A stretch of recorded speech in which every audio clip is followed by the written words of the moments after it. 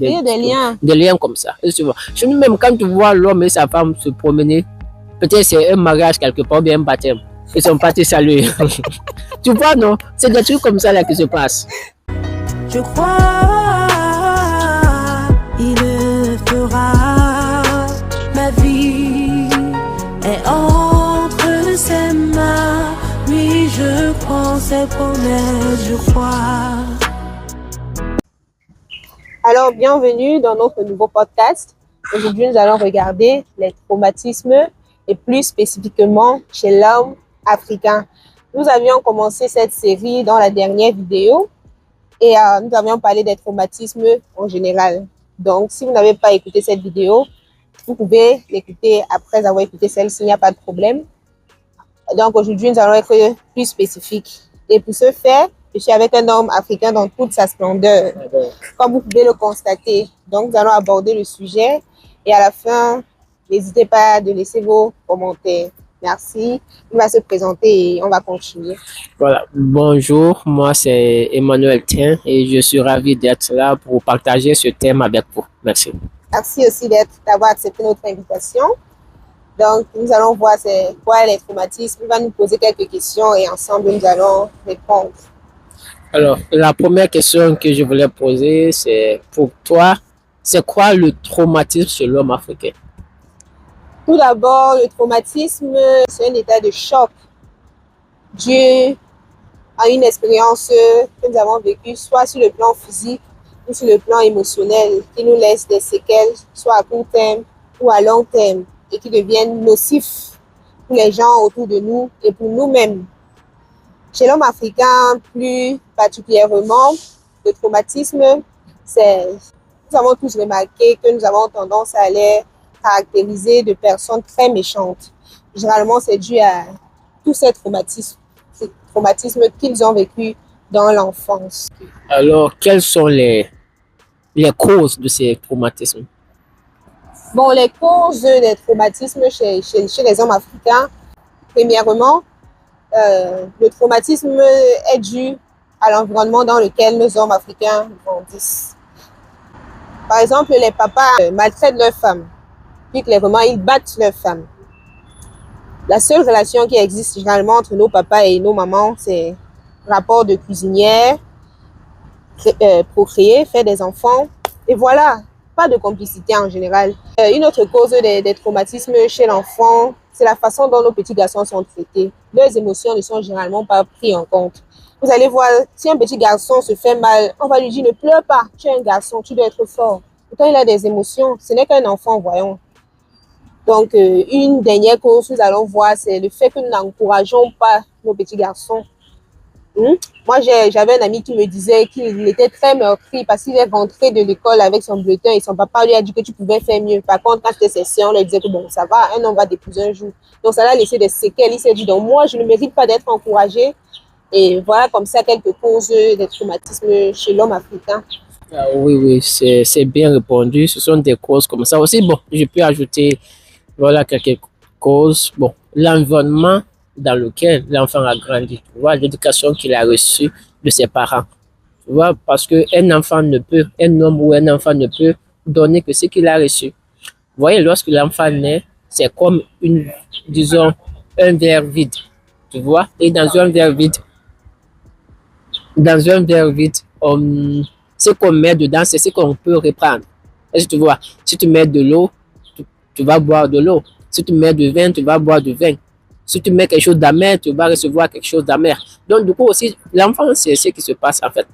Le fait que le parent, il a reçu telle éducation, comme tu l'as dit, on n'encourage pas un homme africain, même dans ses petits efforts. Tu vois, s'il fait telle chose, au lieu de dire qu'on lui dit, par exemple, tu as bien fait. Voilà, tu as bien fait, tu peux faire encore mieux.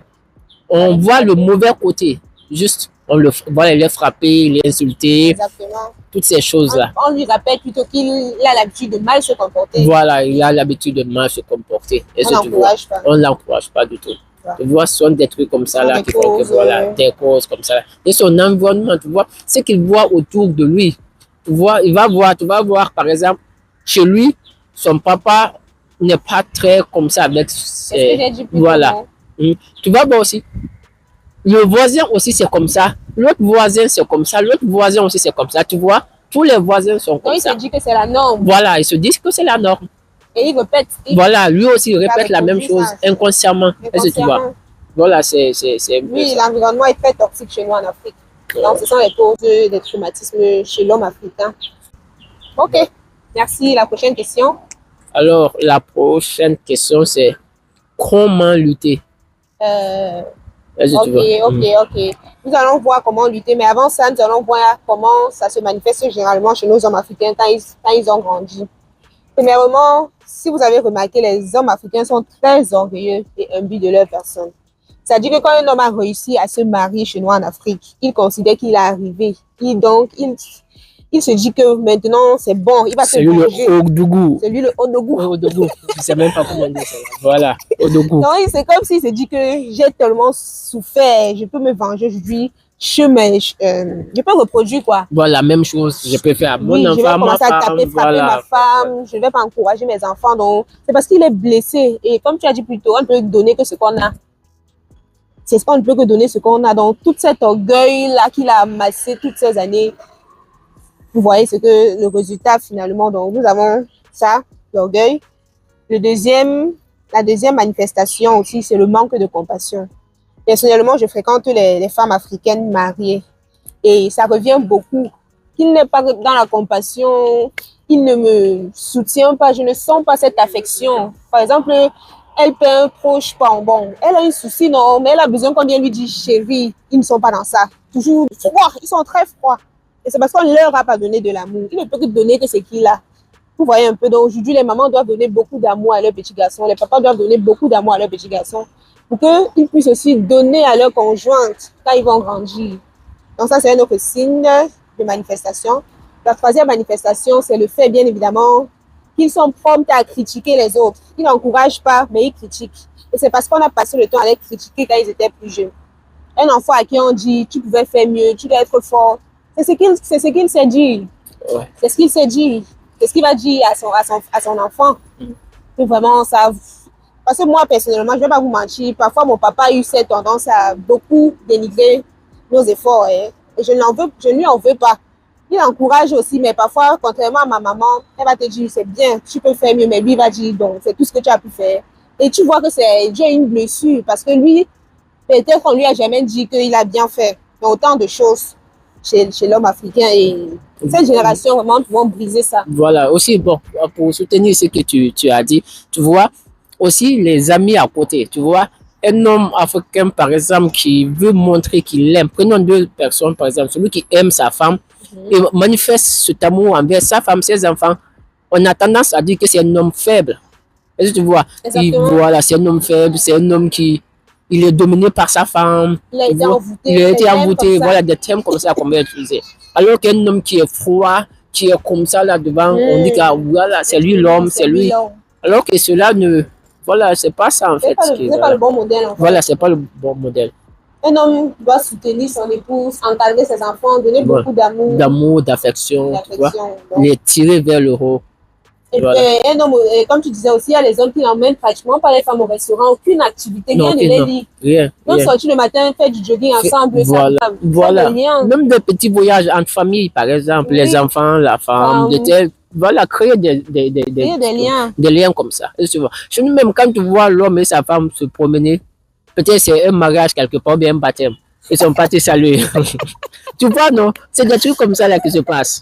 Exactement. Voilà, tu vois, non? Parfois, quand tu les vois même marcher ensemble, soit la femme est derrière lui là-bas, voilà, la femme est devant, voilà, le mari est de l'autre côté. Donc, autant de choses. Voilà, autant de choses. Chez nous. Et, alors, comment lutter, remédier. Comment lutter? Pour lutter, il est bon déjà d'accepter qu'on a un problème dans la société africaine et chercher de l'aide. Parce que nous ne disons pas que nous sommes forts. Consultons des thérapeutes, des psychologues, il y a des professionnels émotionnels, ils peuvent vous accompagner. Une autre manière aussi de remédier à cela, c'est de décider d'être des hommes différents. Hein? Oui. Tu peux peut-être parler un peu sur ça. Ouais, c'est ça, non, c'est ça, comme tu dis, d'être des hommes différents, et tu vois, de se dire que voilà, moi j'ai fait ça, ou bien par exemple, moi quand j'étais enfant, tu te dis quand j'étais enfant, lorsque je faisais telle chose, mes parents ne m'encourageaient pas. Est-ce que j'ai aimé ça? Non, tu n'as pas aimé, par exemple. Donc, ne fais pas la même chose à tes enfants. Est-ce que j'ai aimé que mon papa traite maman de telle sorte? Non, tu n'as pas aimé. Parce que tu peux pas voir, un enfant ne peut pas aimer voir son père insulter sa maman, parler mal, tu vois. Donc, tu dois te dire, je ne dois pas faire la même chose parce que mes enfants verront les mêmes choses et ils vont reproduire les mêmes choses. Est-ce que tu vois? Donc, dans les petites choses que mes enfants vont faire, je vais les encourager, peu importe. Je leur dis, voilà. Et quand je vois qu'ils veulent grandir, qu'ils veulent telle chose, par exemple, tu vois, ils ont tel talent, les soutenir dans leur talent. Tu vois, par exemple, ton enfant, il aime le football, il sait bien jouer au football. Tu ne vas pas te dire forcément, il doit être un ingénieur, il doit être un docteur, il doit être un pilote. Non, tu peux, c'est vrai, l'amener à apprendre, mais aussi l'encourager dans ce qu'il aime. Je rebondir sur ce qu'il vient de dire. Moi, par exemple, plus jeune, j'aimais beaucoup faire de la musique. Ma maman ne m'a jamais découragée. Au contraire, elle me disait que si j'ai une très bonne note à l'école, elle va continuer à soutenir mon projet musical. Elle m'a acheté mon premier piano. Elle me laissait aller à des répétitions d'orchestre. Mais elle se rassurait quand même quand je suis en train d'évoluer à l'école parce que nous connaissons le contexte africain. Ce n'est pas que les parents ne veulent pas que nous évoluions dans ce que nous aimons, mais soyons réalistes. Ouais. Donc, tu veux toujours des méthodologies, des méthodes, voilà, des astuces, tu vois, voilà. Donc, pour remédier à ça aussi, revoir l'éducation chez les jeunes hommes africains. Ne pas seulement se focaliser sur l'académie, sur l'éducation financière, mais aussi lui donner une éducation spirituelle. Voilà. Apprenez à vos enfants à prier, dites-leur qu'un Dieu existe et achetez-leur des Bibles, lisez avec eux.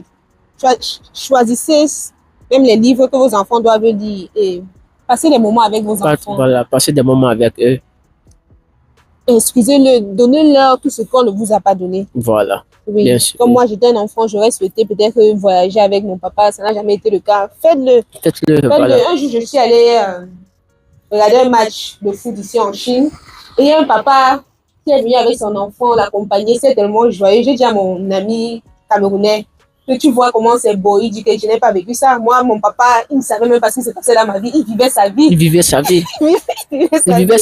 Et quand il m'a dit ça, il était tellement meurtri. Je me suis dit, bon, nous ne répétons pas ça. Non. Ne répétons pas ça. Vraiment, toi qui es jeune homme africain aujourd'hui qui m'écoute, dis-toi que tu vas créer une famille différente et qu'à partir de toi, des bonnes familles vont naître. Voilà. Donc, c'était le message que nous avons bien aujourd'hui.